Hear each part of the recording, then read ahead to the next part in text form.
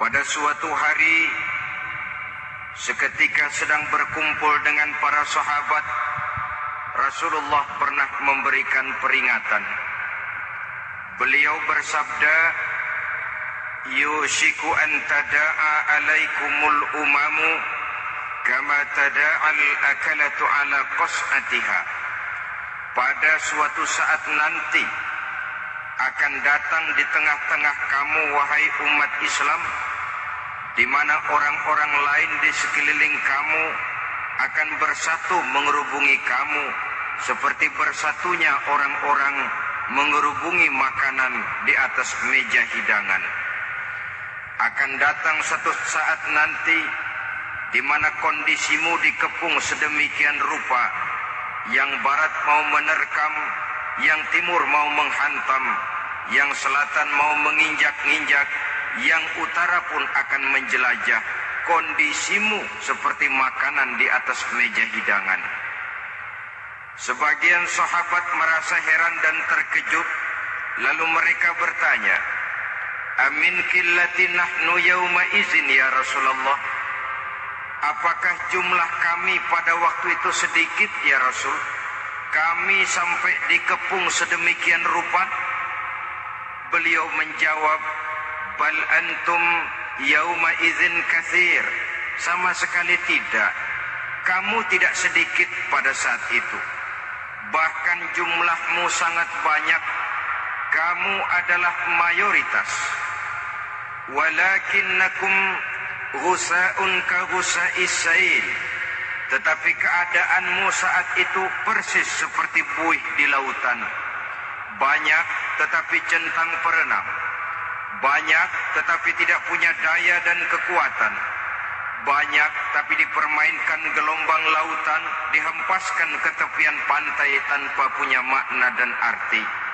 Kondisimu pada saat itu kuantitas yang tanpa kualitas, sehingga orang lain enak saja mengepung kamu. Akidahmu didangkalkan, dibanjiri dengan peradaban dan kebudayaan yang menjauhkan dari agama. Dari segi maksiat dan munkarat seluruhnya mengepung sampai kita melepaskan nilai-nilai Islam kita ini. Dan celakanya, sambung beliau, "Wal yanzi'anna fi qulubi aduwikumul mahabata minkum." Akan dicabut kehebatanmu di mata musuh-musuhmu, sehingga pada saat seperti itu orang lain memandangmu umat Islam enteng saja, remeh saja, tidak ada apa-apanya. Sudahlah, pokoknya umat Islam sikat saja. Umat Islam enteng, umat Islam kecil, umat Islam tidak ada apa-apanya. Alangkah ironinya, alangkah menyedihkannya, memilukan dan sekaligus memalukan. Umat yang mayoritas ini dipermainkan oleh yang minoritas. Umat yang jumlahnya terbesar, terbanyak, bahkan konon menurut catatan sampai 90%, tapi dipermainkan oleh mereka kelompok-kelompok kecil ini. Wal yakzifanna fi qulubikumul wahn. Pada saat itu di hatimu dicampakkanlah penyakit wahan. Sahabat kemudian bertanya, "Wa mal wahnu ya Rasulullah?" Apakah penyakit wahan itu ya Rasul? Beliau menjawab, "Hubbud dunya wa karahiyatul maut." Terlalu cinta kepada dunia dan terlalu takut kepada mati. Materialistis dan takut resiko. Dua penyakit inilah yang menyebabkan walaupun umat ini mayoritas, tapi dipermainkan oleh yang minoritas.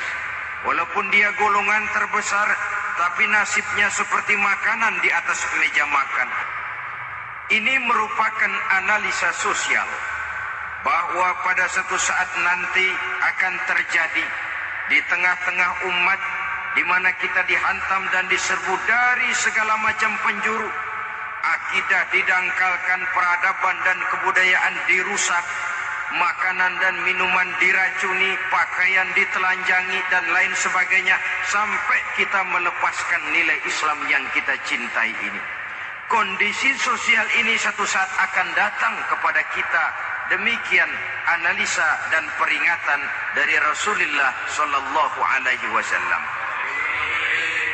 Marilah sekarang kita melihat, adalah benar bahwa di zaman sekarang kita insya Allah tidak akan mengalami perang Badar sehebat yang pernah dialami oleh Rasul dan para sahabatnya.